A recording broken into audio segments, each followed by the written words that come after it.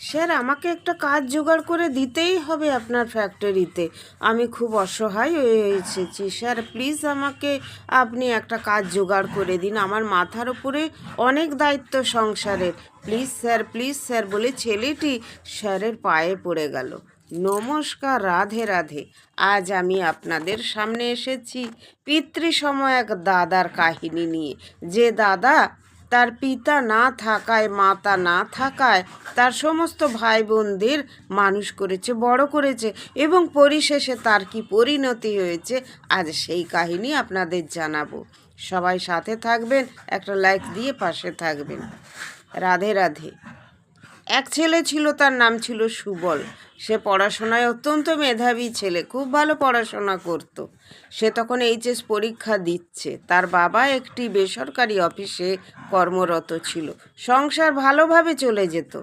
একদিন হঠাৎ তার পিতা মারা গেল। সেই খবর যখন বাড়িতে আসে, তার মা কিন্তু শোকগ্রস্ত হয়ে রোগগ্রস্ত হয়ে যায়। তাদের ভাই বোনেদের সংসার আর চলতে চায় না। মাকে কে দেখবে?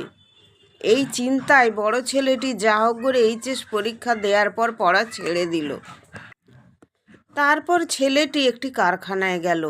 সেই কারখানায়, যে কারখানায় তার বাবা চাকরি করতেন, সেখানে গিয়ে কাজের জন্য অনেক অনুনয় বিনয় করলো, কিন্তু তারা কোনো কাজ দিল না। সেই অফিসে একজন ভদ্রলোক চাকরি করতেন, তার বাবারই বন্ধু। সে এসে ছেলেটির হাত ধরল, বলল, সুবল তুমি চিন্তা করো না, আমি তোমাকে আমার এক চেনা জায়গায় কাজের জোগাড় করে দিচ্ছি।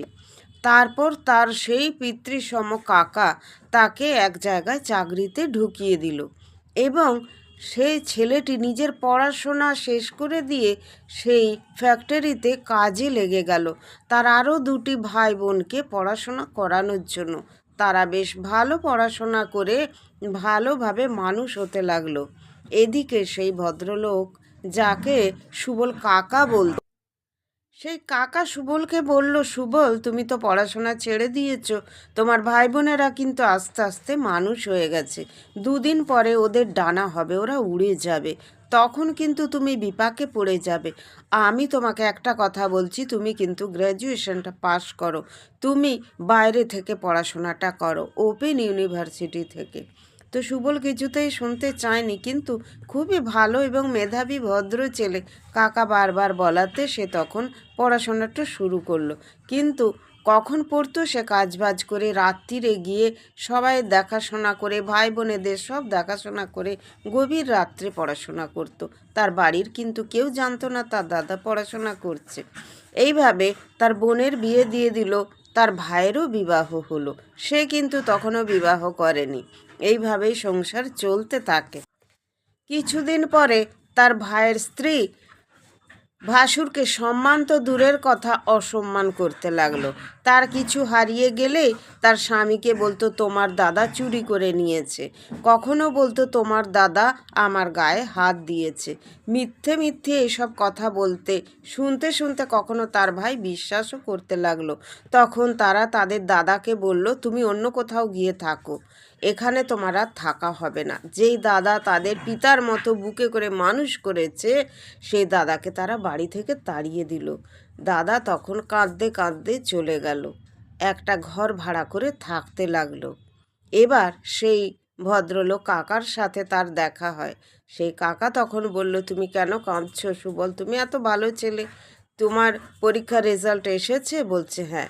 বলছে কই দেখি। দেখেছে। বললো তুমি তো খুব ভালো রেজাল্ট করছো। তখন সে তার বন্ধুকে রিকোয়েস্ট করে যাতে সুবলের পদোন্নতি হয়, প্রমোশন হয়। সুবলের প্রমোশন হলো। সুবলকে বলল, তুমি আর কারো কথা চিন্তা করবে না, তুমি নিজের কথা চিন্তা করো, সবাইকে ভালো রাখার চেষ্টা করেছো, পরিণামে তুমি কিছুই পাওনি বদনাম ছাড়া। এবার তুমি নিজেকে ভালো রাখার চেষ্টা করো, তুমি একটি ভালো বাড়ি তৈরি করো, তারপর তুমি সংসার করো। এইভাবে তাকে গাইড করতেন। সে একটা বাড়িও করলো।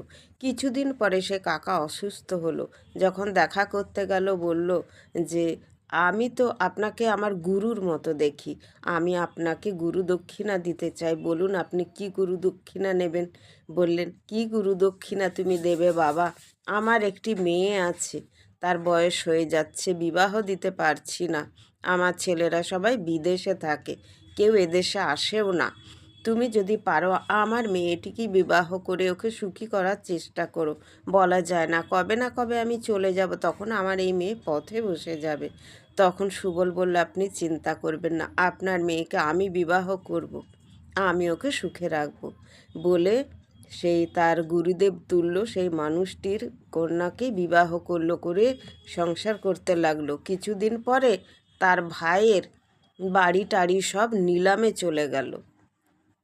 তারা তখন ছুটে এসে দাদার পায়ে পড়ল, বলল, দাদা আমরা খুব ভুল করেছি, আমরা তোমাকে নিতে এসেছি, তুমি চলো। বলল, কোথায় যাব? বলল, আমরা একটা ভাড়া ঘর করেছি, সেখানে আমরা সবাই মিলে থাকবো। কেন, আমাদের যে বাড়িটা ছিল, বাড়িটা বাবা বাঁধা রেখেছিল, আমরা জানতাম না সেই বাড়ি সুদে মূলে বিক্রি হয়ে গেছে। আমরা তোমাকে চিনতে পারিনি দাদা, খুব ভুল করেছি তোমাকে আমরা আঘাত করে। আজ আমরা তোমার চরণের দাস হয়ে থাকব। তখন দাদা বলল, না, তোরা আমার বুকের জিনিস, বুকেতেই থাকবি।